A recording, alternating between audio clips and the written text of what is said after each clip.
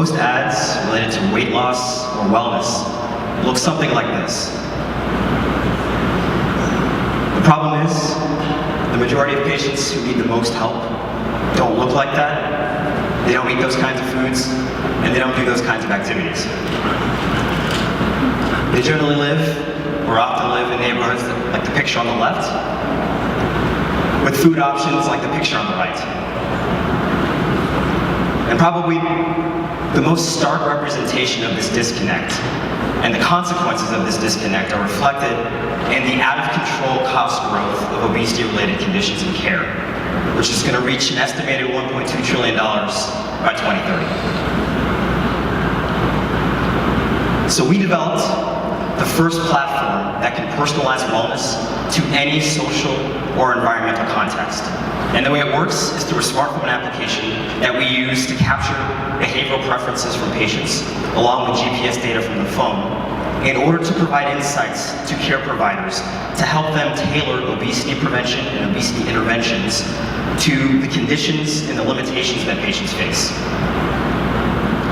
So the overall industry backdrop that inspired this is the overall industry shift from a volume-based reimbursement scheme to a performance-based or value-based reimbursement scheme.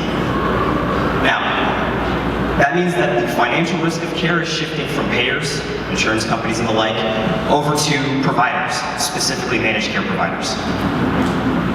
And they're not doing a very good job of engaging patients. They're not doing a very good job of supporting patients in healthy behavior change. And as a result, they're not able to control costs. And the reason why we're focusing specifically on low-income or minority patients, as illustrated in that initial set of contrasts, is that low-income patients have significantly higher prevalence of obesity.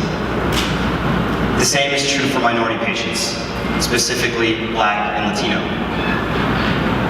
So what this means overall is that we're seeing costs being driven, the majority of costs being driven by patients who are low income or by patients who are minority. And within a performance-based or value-based scheme, they're receiving the lowest quality of care. And that's why we have these tremendous financial consequences. So the advantage of our approach is that instead of taking assumptions of how patients ought to interact with the healthcare system or assumptions of what people actually like to do, we take a big data approach. We don't have assumptions. We let our platform capture this information from patients, do analysis, and then we use that to make a responsive health system or more personalized health. So the way that it works is patients will receive the smartphone application.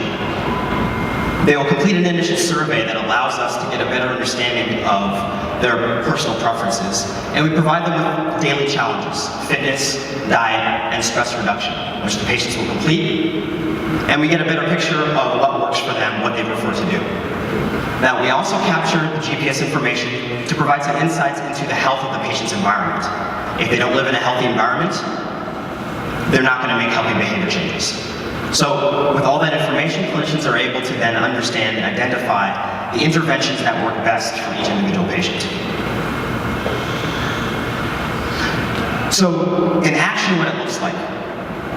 We did a 3-month study in the San Francisco East Bay, both Berkeley and Oakland, California. We worked with 24 low-income patients, and they used our smartphone application in conjunction with working with certified nursing assistants who would work with them on a bi-weekly basis.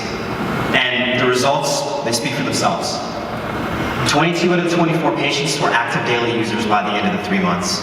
We saw an average weight reduction of 6%. We saw an average waist size reduction of nearly ½ inch.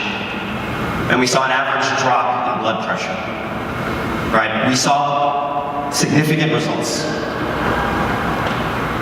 And I think that underpins the difference in approach that we have relative to the rest of the market, where most of our competitors focus on digitizing existing models that don't have tremendous amounts of success, with core assumptions of specifically how patients want to interact, which may or may not be true.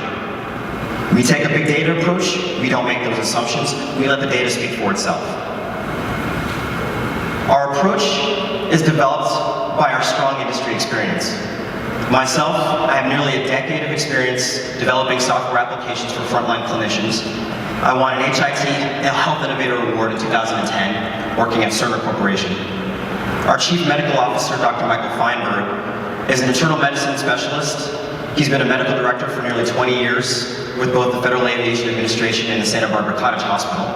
He's also developed evidence-based models that have significantly dropped absenteeism as well as obesity-related cost.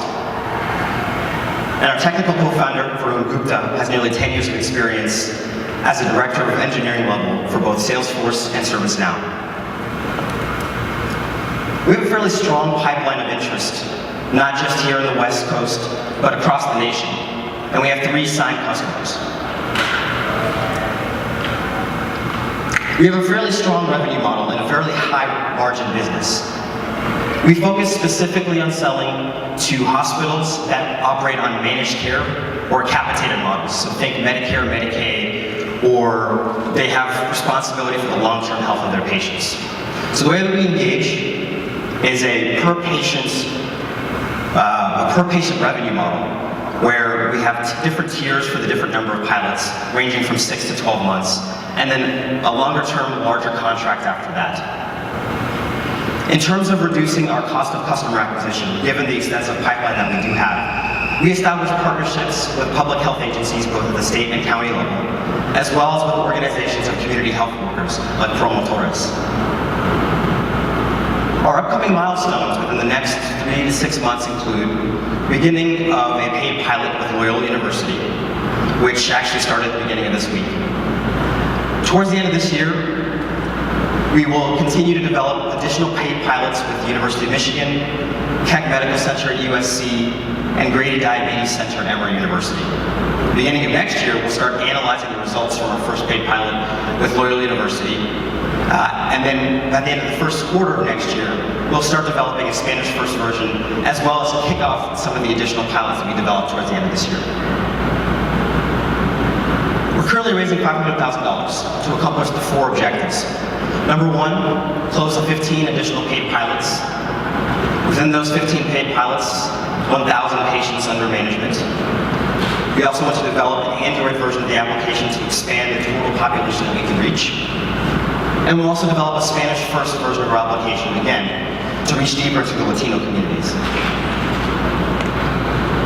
Fundamentally, we believe that the experience of the patient who is low income or minority is broken when it comes to obesity prevention.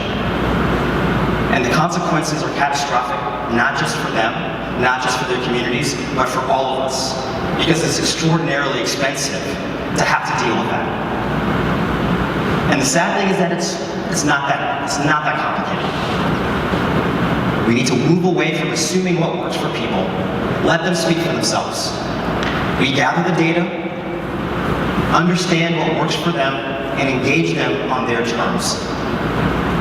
We all deserve a healthcare system that gets the maximum outcomes for us. And we deserve a consistent standard of quality across the board. We hope that you join us in this mission to do this. Thank you.